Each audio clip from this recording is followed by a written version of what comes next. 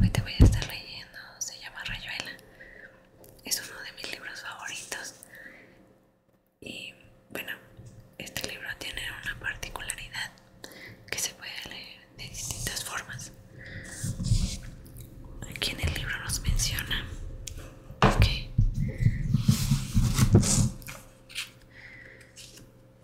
se puede leer de forma corriente y termina en el capítulo 56. Y luego también nos dice que puede empezar desde el capítulo 73, siguiendo luego en el orden que se indica al pie de cada capítulo. Entonces lo vamos a estar leyendo de esa manera, empezando desde el capítulo 73.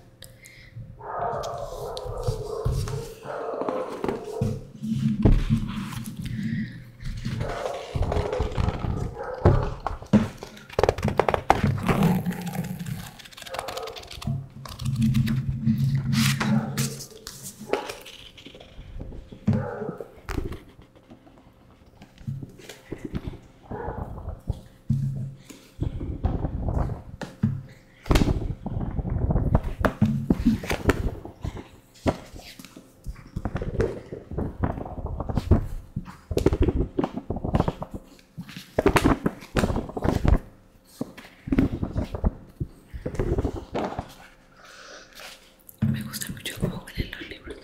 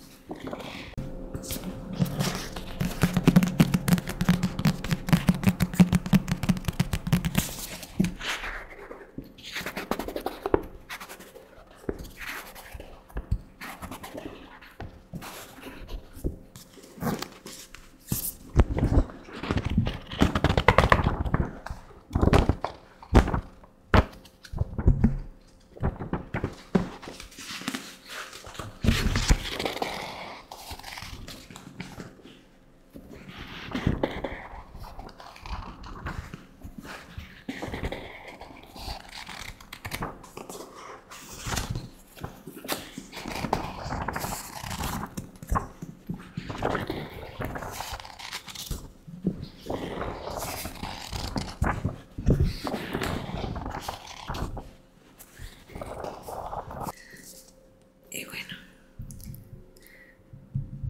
ahora te contaré por qué traigo estas orejas.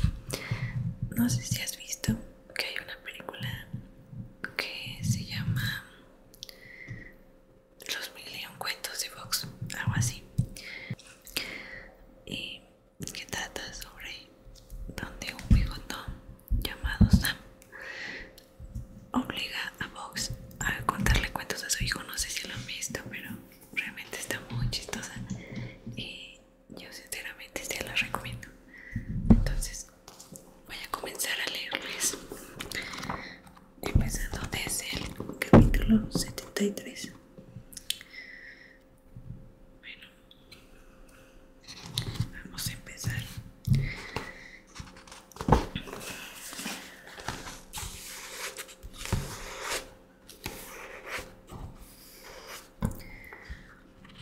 Sí, pero ¿quién nos curará? El fuego sordo, del fuego sin color que corre al anochecer por la rue de la Huchette, saliendo de los portales carcomidos de los parvos aguanes, del fuego sin imagen que lame las piedras y acecha en los vanos de las puertas.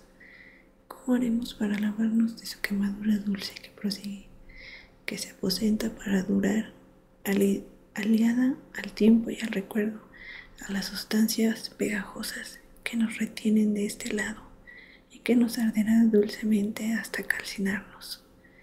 Entonces es mejor pactar como los gatos y los musgos, trabar amistad inmediata con las porteras de roncas voces, con las criaturas pálidas y sufrientes que acechan en las ventanas jugando con una rama seca, ardiendo así sin tregua, soportando la quemadura central que avanza como la madurez paulatina en el fruto. Ser el pulso de una hoguera en esta maraña de piedra interminable, caminar por las noches de nuestra vida con la obediencia de la sangre en su circuito ciego. ¿Cuántas veces me pregunto si esto no es más que escritura, en un tiempo en que corremos el engaño, entre ecuaciones infalibles y máquinas de conformismos? Pero preguntarse si sabemos encontrar el otro lado de la costumbre, o si más vale dejarse llevar por su alegre cibernética, ¿no será otra vez literatura? Rebelión, conformismo, angustia, alimentos terrestres, todas las dictomias, el yin y el yang, la contemplación o la avena arrollada o perdices faisanides, la caux o Mathieu, que hamaca de palabras, qué dialéctica del bolsillo con tormentas en pijama y cataclismos del living room. El solo hecho de interrogarse sobre la posible elección vicia y enturbia lo elegible. Que sí, que no, que es esta, que es esta. Pareciera que una elección no puede ser dialéctica, que su planteo la empobrece. Es decir, la falsea, es decir, la transforma en otra cosa. El yin y el yang, cuántos iones, del sí al no, cuántos quizá. Todo es escritura, es decir, fábula. Pero ¿de qué nos sirve la verdad que tranquiliza al propietario honesto? Nuestra verdad posible tiene que ser invención, es decir, escritura, literatura, pintura, escultura, agricultura, piscicultura, todas las turas de este mundo, los valores, turas, la santidad, una tura, la sociedad, una tura, el amor, pura tura, la belleza, dura de turas. Es uno de sus libros, Morelli. Hablan del napolitano que se pasó años sentado a la puerta de su casa mirando un tornillo en el suelo. Por la noche lo juntaba y lo ponía debajo del colchón. El tornillo fue primero risa, tomada de pelo, irritación comunal junta de vecinos, signo de violación de los deberes cívicos. Finalmente, encogimiento de hombros, la paz, el tornillo fue la paz. Nadie podía pasar por la calle sin mirar el rebujo, el tornillo y sentir que era la paz. El tipo murió de un 5B y el tornillo desapareció. Apenas acudieron los vecinos, uno de ellos lo guarda. Quizá lo saca de crédito, lo mira, vuelve a guardarlo y se va a la fábrica sintiendo algo que no comprende, una oscura reprobación. Solo se calma cuando saca el tornillo y lo mira. Se queda mirándolo hasta que oye pasos y tiene que guardarlo presuroso. Morelli pensando que el tornillo debía ser otra cosa, un dios o algo así. Solución demasiado fácil. Quizás el error estuviera en aceptar que ese objeto era un tornillo por el hecho de que tenía la forma de un tornillo. Picasso toma un auto de juguete y lo convierte en el mentor de un cinéfilo, cinocéfalo. A lo mejor el napolitano era un idiota, pero también pudo ser el inventor del mundo. Del tornillo un ojo, de un ojo una estrella. ¿Por qué entregarse a la gran costumbre? Se puede elegir a la altura la inversión, es decir, el tornillo o el auto de juguete. Así es como París nos destruye despacio, deliciosamente, triturándonos entre flores viejas o manteles de papel, con manchas de vino, con su fuego sin color que corre al anochecer, saliendo de los portales carcomidos. Nos arde un fuego inventado, una incandescente tora, un artilugio de la raza, una ciudad del gran torneo, la horrible aguja con su ojo nocturno, por donde corre el hilo del Sena, máquina de torturas con puntillas, agonía en una jaula atestada de golondrinas enfurecidas. Ardemos en nuestra obra, fabuloso honor, mortal, alto desafío del fénix. Nadie nos curará del fuego sordo, del fuego sin color que corre al anochecer. Por la rue de la Huchette, incurables, perfectamente incurables, elegimos fortuna al gran tornillo, nos inclinamos sobre él, entramos en él, volvemos a inventarlo cada día, a cada mancha de vino en el mantel, a cada beso del mo, en las madrugadas de la Coupe de Juan, inventamos nuestro incendio, ardemos de dentro a afuera. Quizá eso sea la elección, quizá las palabras envuelvan esto como la servilleta, el pan y dentro de esta la fragancia, la harina esponjándose, el sí sin el no, o el no sin el sí, el día sin manes, sin ormus, o arimán de una vez por todas, y paz y basta. Y aquí tenemos que ir al capítulo 1.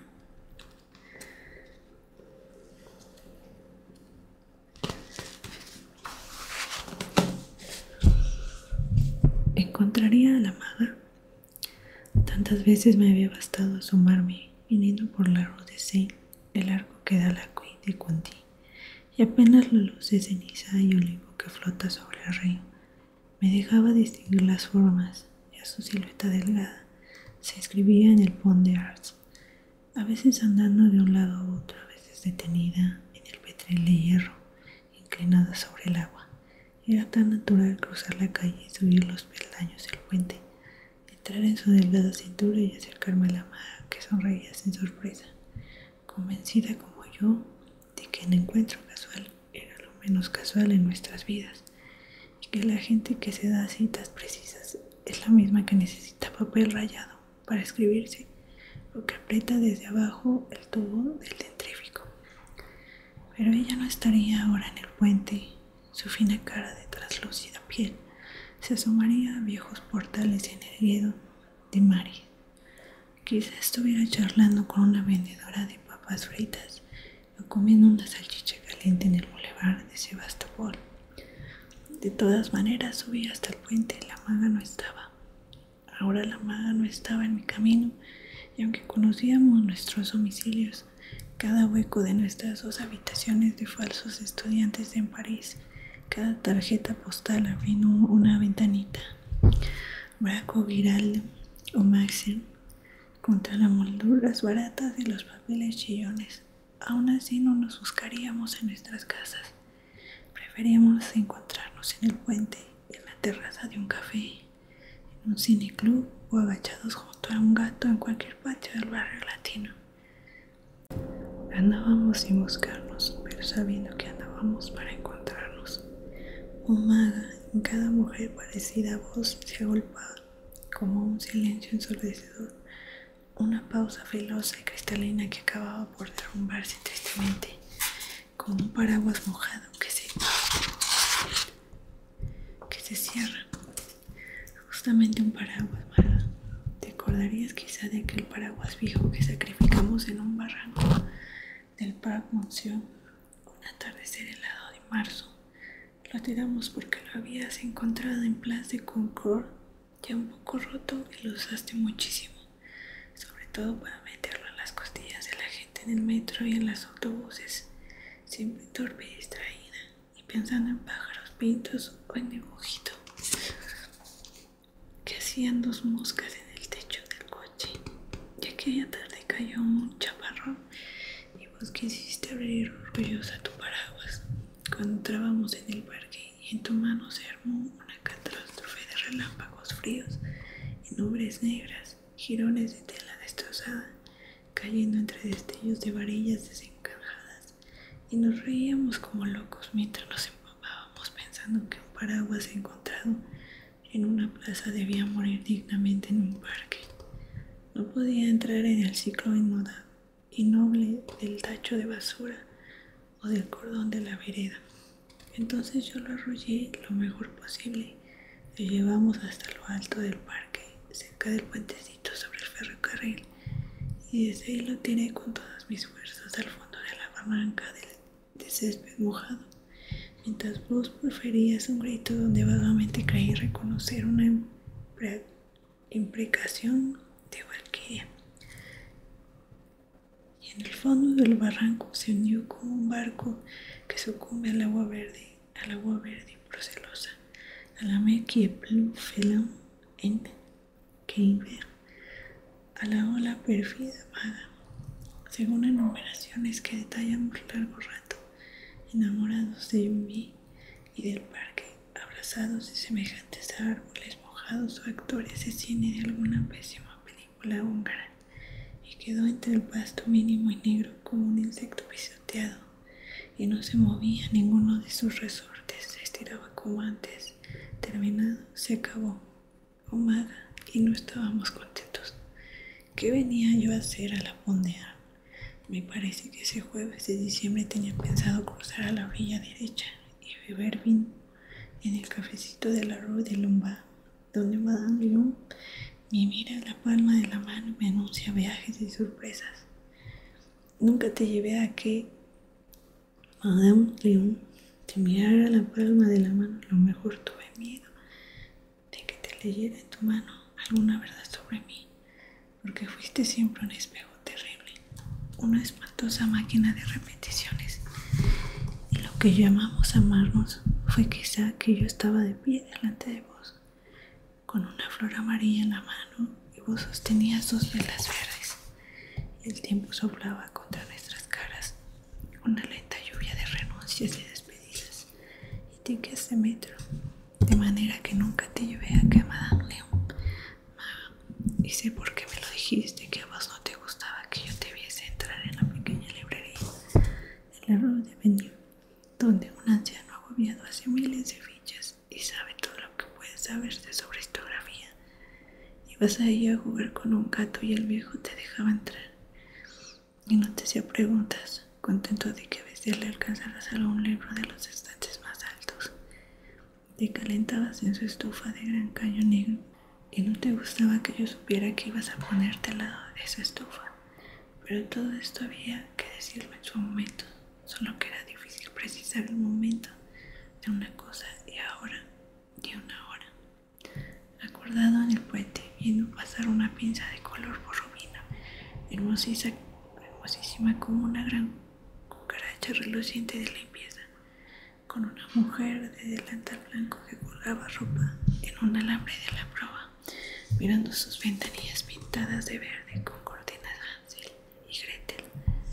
Una hora maga. Me preguntaba si este rodeo tenía sentido, ya que para llegar a la Rue de Lombard me hubiera convenido más cruzar el puente Saint-Michel y el Pont Auchan.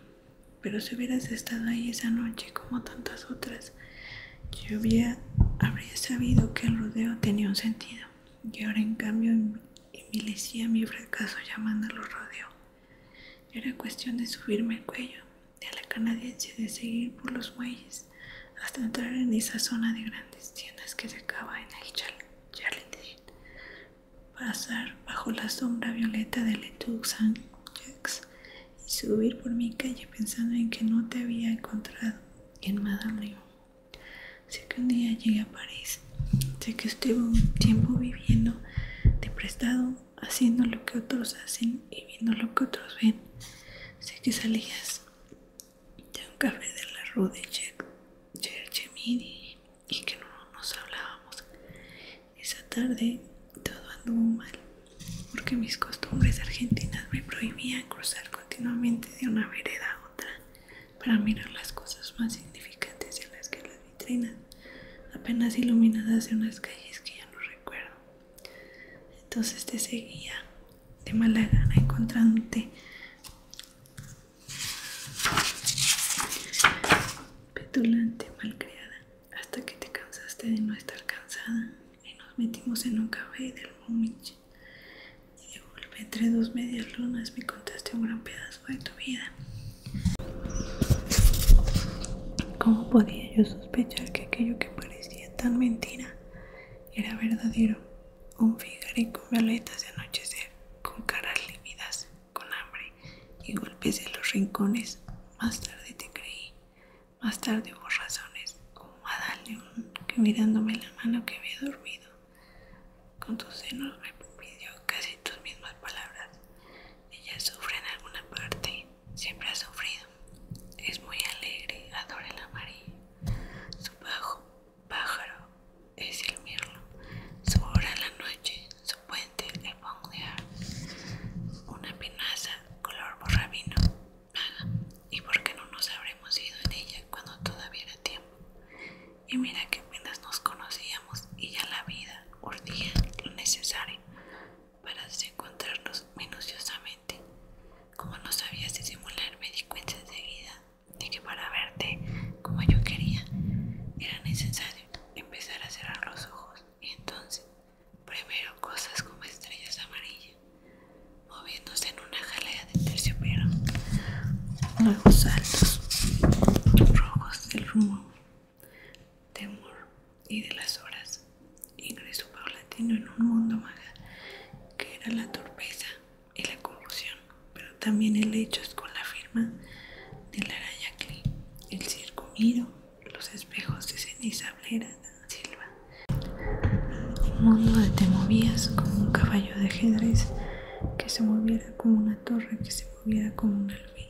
Y entonces en esos días íbamos a los cineclubs a ver películas mudas, porque yo con mi cultura, es cierto, yo vos, pobrecita, no entendías absolutamente nada de esa estridencia amarilla, convulsa previa a tu nacimiento, esa emulsión estriada donde corrían los muertos. Pero de repente pasaba por ahí Harald León y entonces te sacudías el agua del sueño y al final te convencías de que todo había estado muy bien y que Pabst y que Fritz Lang. Me hartabas un poco con tu manía de perfección, con tus zapatos rotos, con tu negativa a aceptar lo aceptable. Comíamos hamburguesas en el Carrefour de uno y no íbamos en bicicleta a Montparnasse, a cualquier hotel, a cualquier almohada. Pero otras veces seguíamos hasta la Port Orleans, conocíamos cada mejor la zona de terrenos baldíos que hay más allá del Boulevard Jourdan, donde a veces a medianoche se reunían los del Club de la Serpiente para hablar con un vidente ciego. Paradoja estimulante. Dejábamos las bicicletas en la calle y nos internábamos de a poco parándonos a mirar el cielo, porque esa es una de las pocas zonas de París donde el cielo vale más que la tierra. Sentados en un montón de basuras, fumábamos un rato y la maga me acariciaba el pelo o canturreaba melodías ni siquiera inventadas, melodías absurdas cortadas por suspiros o recuerdos. Yo aprovechaba para pensar en cosas inútiles, método que había empezado a practicar años atrás en un hospital y que cada vez que parecía más fecundo y necesario, con un enorme esfuerzo, reuniendo imágenes auxiliares, pensando en olores y caras, conseguí extraer de la nada un par de zapatos marrones que había usado en Olavarría en 1940. Tenía tacos de goma, suelas muy finas y cuando llovía me entraba el agua hasta el alma.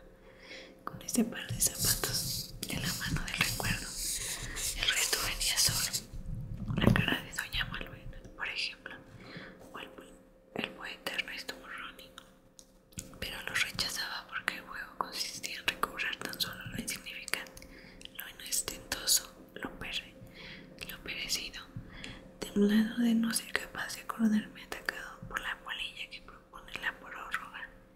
En vez de la fuerza de besar el tiempo, terminaba por abrir al lado de los zapatos una latita de té Sol que mi madre me había dado en Buenos Aires, y la cucharita para el té, cuchara ratonera donde las lauchitas negras se quemaban vivas en la taza del agua lanzando burbujas chirriantes, convencido de que el recuerdo lo guarda todo, y no solamente a las albertinas y a las grandes efemérides corazón y los riñones.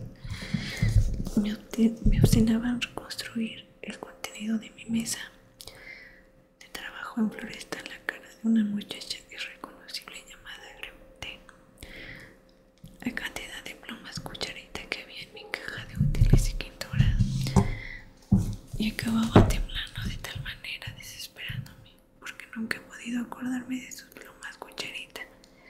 Sé que estaban en la caja de útiles,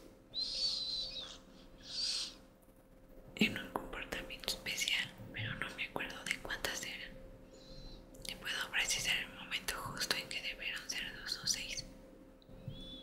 Hasta que la maga, besándome, echándome en la cara humo del cigarro y su lento caliente, me recobraba y nos reíamos. Empezábamos a andar de nuevo entre los montones de basura en busca de los del globo. Ya por entonces me había dado cuenta de que Oscar era mi signo, emblema de los que salen de noche sin propósito fijo, razón de los matadores de brújulas. Con la maga hablábamos de metafísica hasta cansarnos, porque ella también le corría, y nuestro encuentro era eso y tantas cosas oscuras como el fósforo, caer de continuo en las decepciones, verse metida en casillas que no eran las de la gente, y esto sin despreciar a nadie, sin creernos maldorores en liquidación ni mil mods privilegiadamente errantes. No me parece que la luciérnaga extraída mayor suficiencia del hecho incontrovertible de que es una de las maravillas más fenomenales de este circo, y sin embargo basta suponerle una conciencia para comprender que cada vez que se le escanilla la barriguita del bicho de luz debe sentir como una cosquilla de privilegio. De la misma manera la maga le encantaban los líos inverosímiles en que andaba metida siempre por causa del fracaso de las leyes en su vida. Era de las que rompen los puentes con solo cruzarlos, o se acuerda llorando a gritos de haber visto en una vitrina el 10º de lotería que acababa de ganar 5 millones. Por mi parte, ya me había acostumbrado a que me pasaran cosas modestamente excepcionales, y no encontraba demasiado horrible que al entrar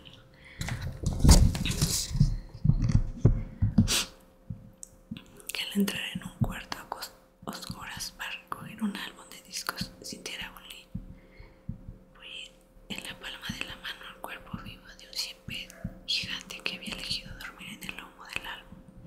Eso, y encontrar grandes pelusas grises o verdes dentro de un paquete de cigarrillos, o oír el silbato de una locomotora exactamente en el momento y el tono necesarios para incorporarse en ex oficio a un pasaje de una sinfonía de Ludwig van, o entrar a un pisoteado de la Rue de Medici y ver a un hombre que orinaba aplicadamente hasta el momento en que, apartándose de su comportamiento, giraba hacia mí y me mostraba sucediéndole en la palma de la mano como un objeto litúrgico precioso, un miembro de dimensiones y colores increíbles, y en el mismo instante darme cuenta de que ese hombre era exactamente igual a otro, aunque no era el otro que 24 horas antes en la sala Greury había disertado sobre tótems y tabúes y había mostrado al público sosteniéndolos preciosamente en la palma de la mano bastoncillos de marfil, plumas de pájaro lira,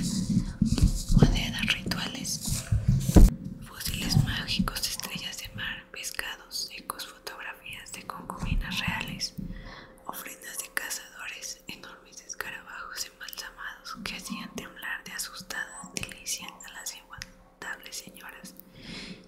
En fin, no es fácil hablar de la maga que hasta ahora anda seguramente por Bellini, un patín mirando aplicadamente el suelo hasta encontrar un pedazo de género rojo. Si no lo encuentra, seguirá así toda la noche, revolverá de los tachos de basura los ojos vidriosos, convencida de que algo horrible le va a ocurrir si no encuentra esa prenda de rescate, la señal del perdón, no del aplazamiento. Sé lo que es eso, porque también obedezco esas señales. También hay veces en que me toca encontrar trapo rojo desde la infancia. Apenas se me cae algo del suelo, tengo que levantarlo, sea lo que sea, porque si no lo hago va a correr una desgracia, no a mí sino a alguien a quien amo, y cuyo nombre empieza con la inicial del objeto caído. Lo peor es que nada puede dolerme cuando algo se me cae al suelo, ni tampoco vale que lo levante otro, porque el beneficio obrará igual. He pasado muchas veces por loco a causa de esto, y la verdad es que estoy loco cuando lo hago. Cuando me precipito a juntar un lápiz o un trocito de papel que se me había ido de la mano, como la noche del terrón de azúcar en el restaurante de la Ice Cream.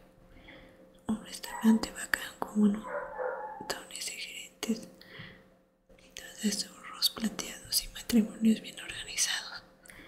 Estábamos con Ronald y Eddie, y a mí se me cayó un terrón de azúcar que fue a parar abajo de la mesa bastante lejos de la nuestra. Lo primero que me llamó la atención fue la forma en que el terrón se había alejado, porque en general los terrones de azúcar se plantan apenas tocan el suelo por mi botón normal y bien, pero esto se como si fuera una bola de naftalina, la cual aumentó mi presión y realmente me había arrancado de la mano. Ronald, que me conoce, miró hacia donde había ido a parar el terror y se empezó a reír. Eso me dio todavía más miedo mezclado con rabia. Un mozo se acercó pensando que se había caído el precioso marco de una dentadura postiza, y en realidad lo único que vi era molestar. Entonces, sin pedir permiso, me tiré al suelo y empecé a buscar el terror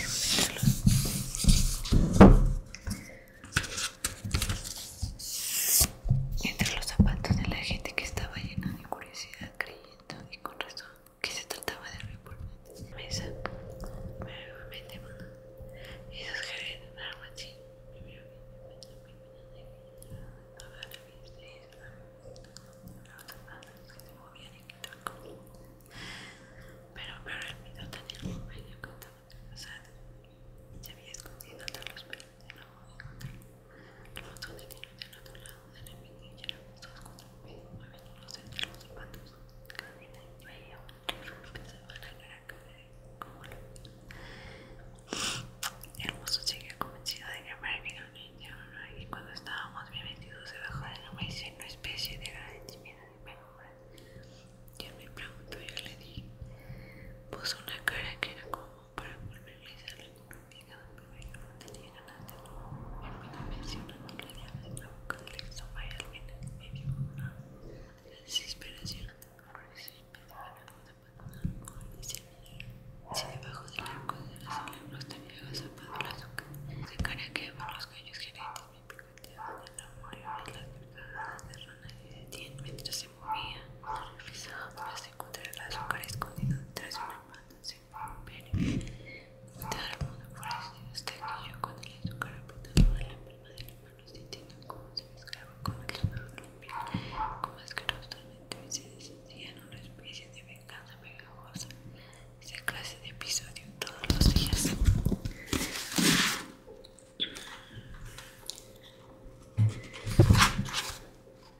Aquí había sido primero como una sangría, un vapuleo de uso interno, una necesidad de sentir el estúpido pasaporte de papas azules en el bolsillo del saco, la llave del hotel bien hora del clavo.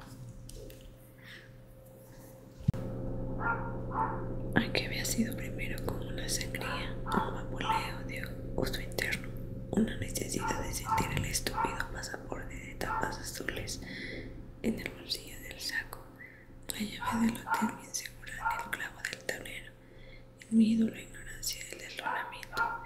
Esto se llama así, esto se pide así, ahora se mueve, más allá de esa calle empieza a dejar de plan. Hay una tarjeta postal de boca al lado del hotel.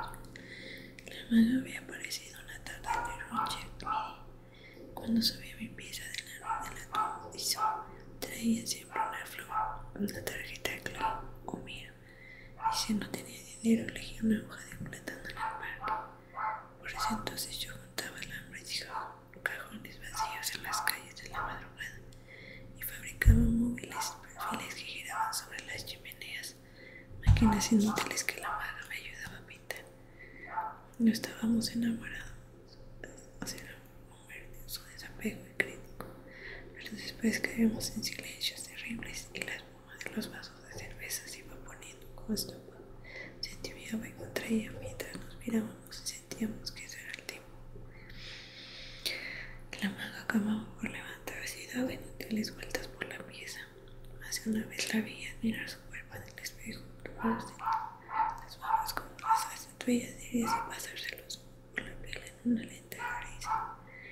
Nunca pude resistir la emoción de después de ver un frente a la eternidad.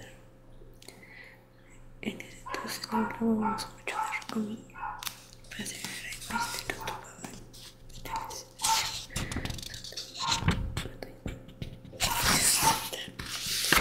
el desorden de la vaga como la conducción durante cada mes, insistente, pasándose al mezclando vino y bajando de la carne con una no mirando tanto.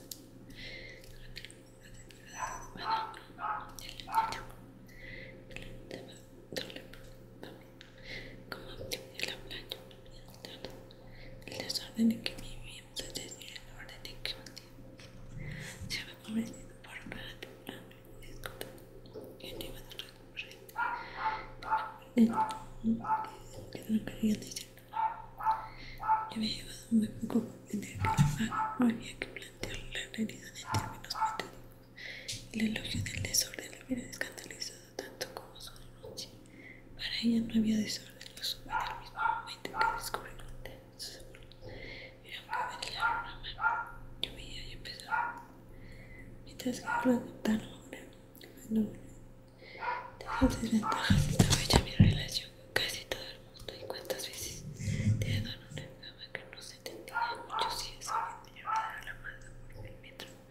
Un niño le había traído recuerdos a Rocamora, viéndola peinarse después de haber pasado la tarde frente al retrato de Leonor de Aquitania y estar muerta de ganas de parecerse a ella. Se me ocurría como una especie de grupo mental que todo ese obediencia de mi vida era una penosa estupidez porque se quedaba en mero movimiento dialéctico, en la dicción de una conducta, una decencia gregaria.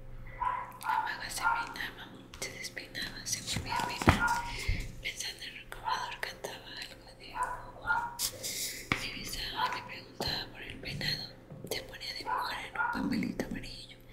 Y todo eso era indissolublemente mientras yo ahí, en una cama, deliberadamente sucia, bebiendo una cerveza deliberadamente tibia. Era siempre yo y mi vida. Yo con mi vida frente a la vida de los otros, pero lo mismo estaba bastante orgulloso de ser un vago consciente. Y por debajo de las lunas y lunas, incontables peripecias donde la maga y Ronald reguaban el club, las calles y mis enfermedades morales y otras piorreras de ver trepando y hambre a veces el viejo tren que me sacaba de apuros por debajo de noches vomitadas de música y tabaco, fiestas menudas y truques de todo género.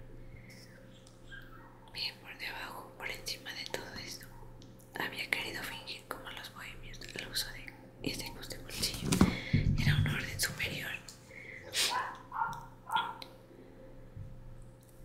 del espíritu, cualquier otra etiqueta igualmente podrida, y tampoco había querido aceptar que bastaba un mínimo de decencia y de decencia joven.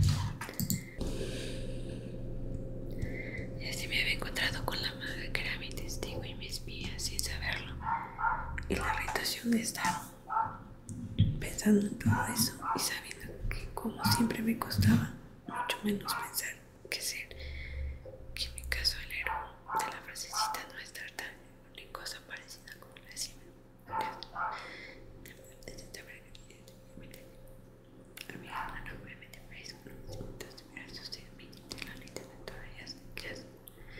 Misterioso, enormísimo para ella. Por todas esas cosas yo me sentía antagónicamente cerca de la maga.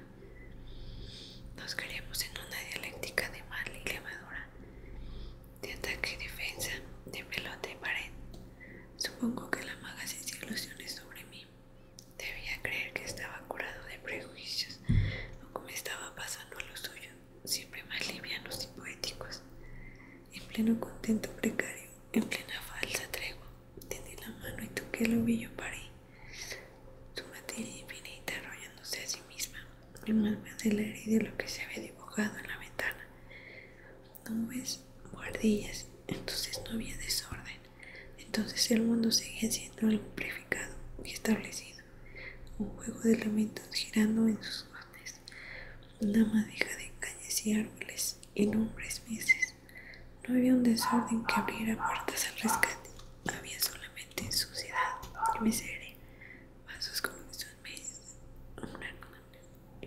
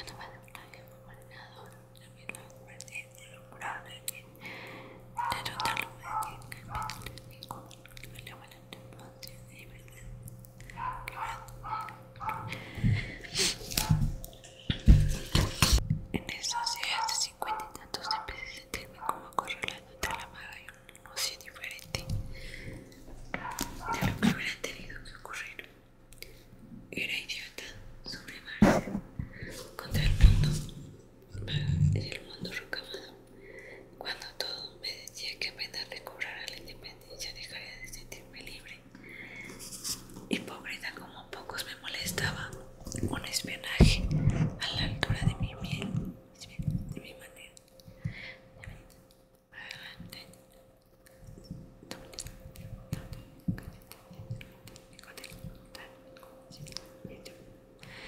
Pero no, lo que verdaderamente me exasperaba era saber que nunca volvería a estar tan cerca de mi libertad como en esos días en que me sentía acorralado por el mundo malo y que la ansiedad por liberarme era una misión de derrota. Me dolía reconocer que a golpes sintéticos, a batallazos maniqueos, a estúpidas dictomias resecas, no podría abrirme paso por las escalinatas de Montparnasse, de donde me arrastraba la madre para visitar a Rocamado.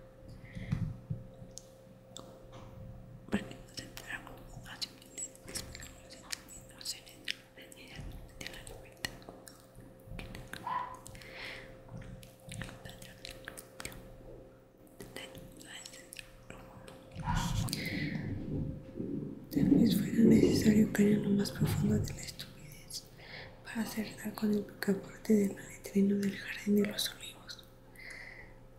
Por el momento me asombraba que la maga hubiera podido llegar a la fantasía al punto de llamarlo Rocamado a su hijo de un club. El club nos habíamos cansado de buscar razones. La maga se limitaba a decir que su hijo se llamaba como su padre, pero desaparecido el padre había sido mucho mejor llamarlo Rocamado, mandarlo al campo para que lo criara. No. A veces la maga se pasaba semanas sin hablar de Rocamado, y eso coincidía siempre con las esperanzas de llegar a ser un cantante. Entonces una niña se empezó el pelo con su cama y la maga vociferaba con una velocidad estremecedora, con una velocidad que debía estremecerse a Madame, mientras en la pieza vecina ensartaba patas de plástico para vender en un puesto de boulevard. Sebastopol, la maga, cantando su nos gustaba bastante, pero todo dependía de la luna y de lo que fuéramos a hacer esa noche.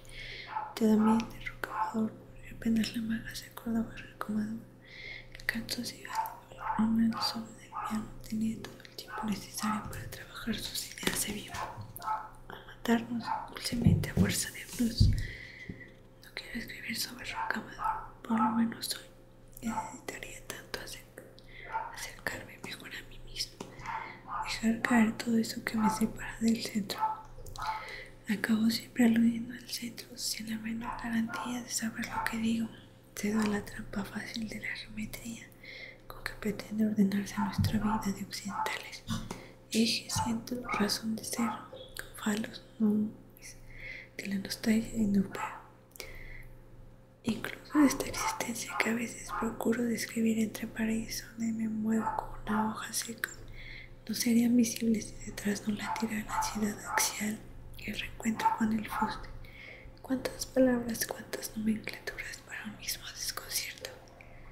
A veces me convenzo de que la estupidez se llama triángulo, de que 8 por 8 es la locura o un perro. Abrazado a la maga esa concentración de nebulosa, pienso que tanto sentido tiene hacer un muñequito con miga de pan como escribir la novela que nunca escribiré, o defender con la vida las ideas que redimen a los pueblos. Un péndulo cumple su vaivén instantáneo y otra vez me inserto en las categorías tranquilizadoras: muñequito insignificante, novela trascendente, muerte heroica. Los pongo en fila de menor a mayor: muñequito, novela, heroísmo. Pienso en las jerarquías de valor también exploradas por Ortega, por Escherel: lo estético, lo ético, lo religioso, lo estético, lo ético, lo religioso, lo estético, el muñequito, la novela, la muerte, el muñequito, el camador, la ética, el muñequito, la amada, la cosquilla y la ética. En un pasaje de Morelli, este Grade le dice una que la verdad no por ahí una nota con el sufre de Berlanix que desde basta de novelas estéticas pegadas que tener el máximo de como diría la novelista de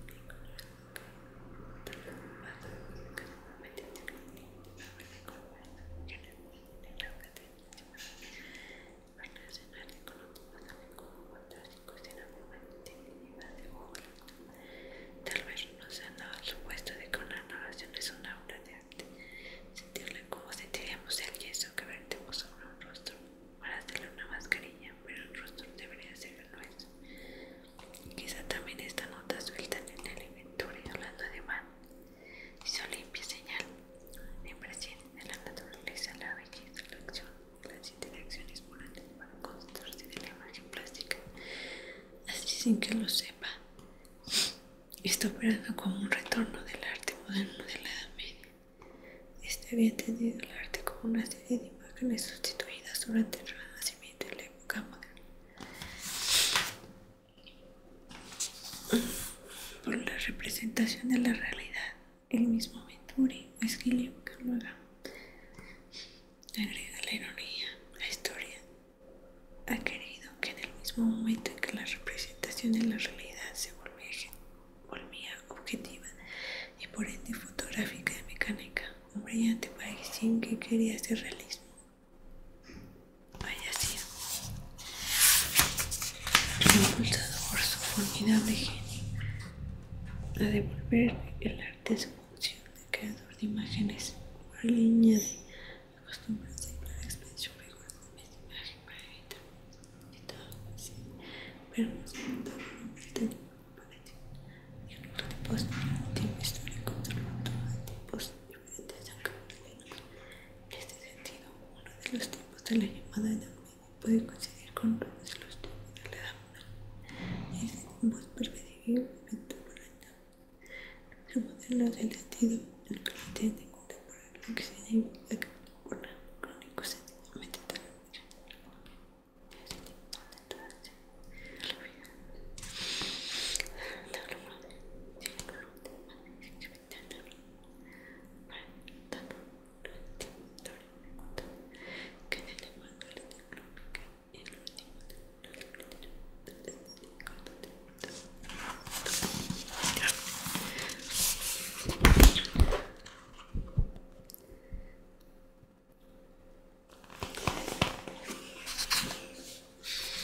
El tercer cigarrillo del insomnio se quemaba en la boca de Horacio Oliviera. Sentado en la cama, 1 o 2 veces había pasado levemente la mano por el pelo de la maga dormida contra él. Era la madrugada del lunes, había dejado irse a la tarde en la noche del domingo leyendo, escuchando discos, levantándose alternativamente para calentar café o cebar mate. Al final de un cuarteto de Jean, la maga Se había dormido y Olivia, sin ganas de seguir escuchando, desenchufó el tocadiscos desde la cama. El disco siguió girando unas pocas vueltas ya sin que ningún sonido brotara del parlante. No sabía por qué, pero esa inercia estúpida la había hecho pensar en los movimientos aparentemente inútiles de algún insecto, de algunos niños. No podía dormir, fumaba mirando la ventana abierta a la guardilla, donde a veces un violinista con joroba estudiaba hasta muy tarde. No hacía calor, pero el cuerpo de la vaga le calentaba la fiebre y el blanco de miel se cortaba poco a poco. Pensó que la noche iba a ser larga. Ya tenía mover casi siempre la vaga la había conseguido llegar a 1 metro y la carta era una verdadera delicia. Ella la había fijado con scotch tape en la pared para que la saborearan sus amigos. Lo único importante era la confirmación de un envío de dinero por la bolsa negra que su hermano llamaba delicadamente el comisionista. Olivia pensó que podría comprar unos libros que andaba queriendo leer y que le daría 3.000 francos a la maga para que hiciese lo que le diera la gana. Probablemente comprar un elefante de pelo de felpa tamaño casi natural para estupefacción de recamado. Mañana tendría que ir a lo del viejo Tui y ponerle al día la correspondencia con Latinoamérica. Salir a hacer poner el día, pero hay cosas que ayudan a dormirse. Poner al día, vaya expresión. Hacer algo, hacer el bien, hacer pis, hacer tiempo, la acción en todas sus barajas. Pero detrás de toda acción había una protesta, porque todo hacer significaba salir de para llegar a o mover algo para que estuviera aquí y no ahí. O entrar en esa casa en vez de no entrar, o entrar en el lado de al lado. Es decir, que en otro acto había la admisión de una carencia de algo no hecho todavía. ¿Qué era posible hacer? La protesta tácita frente a la continua evidencia de la falta, de la merma, de la parvedad del presente. Creer que la acción podía colmar o que la suma de las acciones podía realmente equivaler a una vida digna de este nombre. Era una ilusión del moralista. Valía más renunciar porque la renuncia a la acción era la protesta misma y no su máscara. Olivia encendió otro cigarrillo y su mínimo hacer lo obligó a sonreírse irónicamente, a tomar el pelo en el acto mismo. Poco le importaban los análisis superficiales, casi siempre viciados por la distracción y las trampas filosóficas. Lo único cierto era el peso de la boca del estómago, la sospecha física de que algo no andaba bien y de que casi nunca había andado bien. No era ni siquiera un problema sino haberse negado desde temprano a las mentiras colectivas, a la sociedad rencorosa del que se pone a estudiar los isótopos radioactivos con la presidencia de Bartolomé Mitre. Si algo había elegido desde joven era no defenderse mediante la rápida y ansiosa acumulación de una cultura, truco por excelencia de la clase media argentina para hurtar el cuerpo de la realidad nacional y cualquier otra, y creerse a salvo del vacío que le rodeaba. Tal vez gracias a esa especie de fiaca sistemática, camarada Traveler se había librado de ingresar en ese orden fariseo en que militaban muchos amigos suyos, en general de buena fe, porque la cosa era posible. Había ejemplos.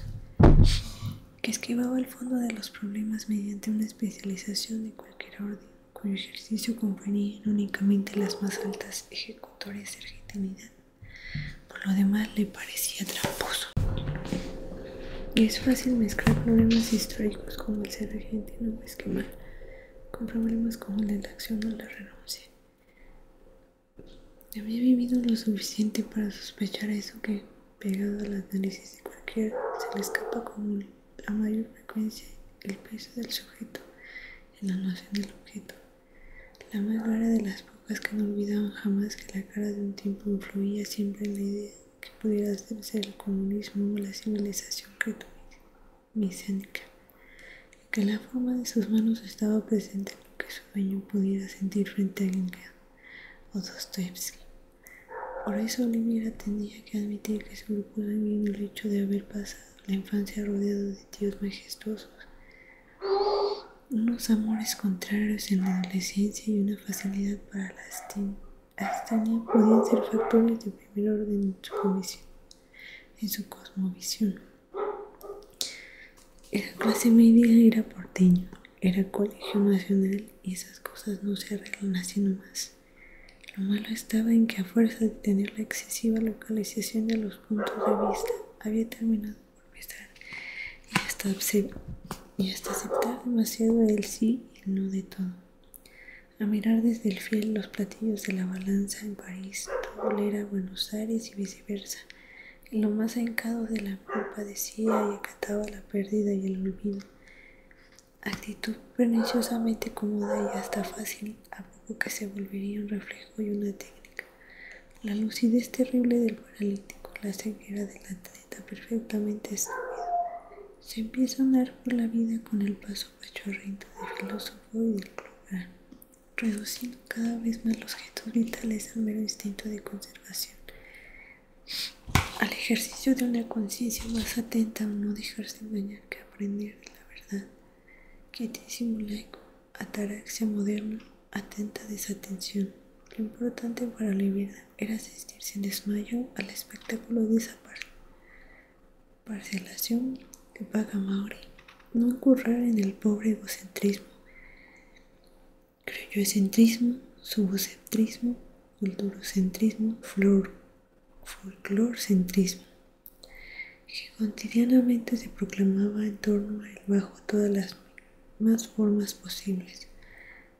A los 10 años, una tarde de tíos y pontificaciones homilias históricamente políticas, a la sombra de uno de los paraísos, había manifestado tímidamente su primera reacción contra el tan hispano italo-argentino.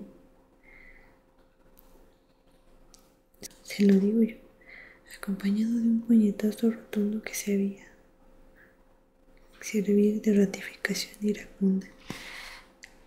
Yo lo digo yo, se lo digo yo, carajo. Yo había alcanzado a pesar Oliviera. Qué valor probatorio tenía.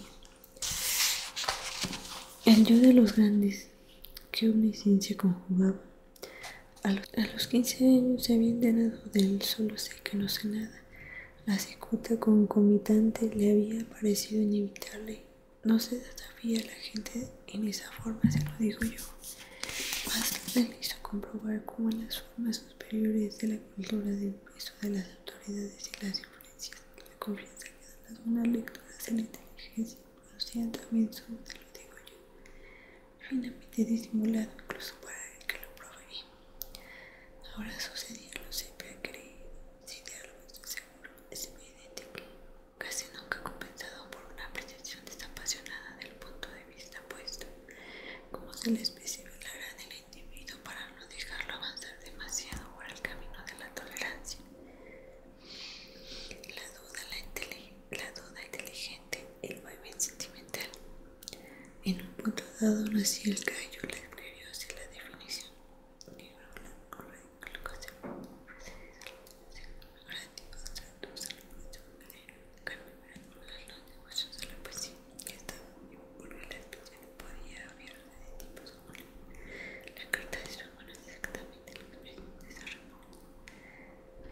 Pero de todo esto pensó, es que desormó que inevitablemente debe volar, que estén con esa por contemplar a dormir.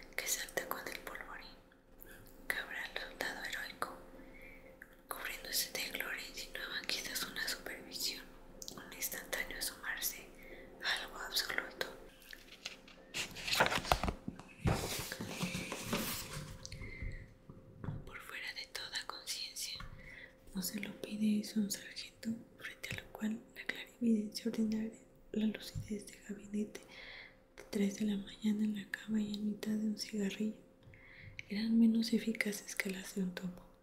Le habló de todo eso a la maga, que se había desesperado y se colocaba contra él moviendo soñolienta. La maga abrió los ojos, se quedó pensando. Vos no podrías, dijo. Vos pensáis demasiado antes de hacer nada. Parto del principio de que la reflexión debe preceder a la acción bobalín.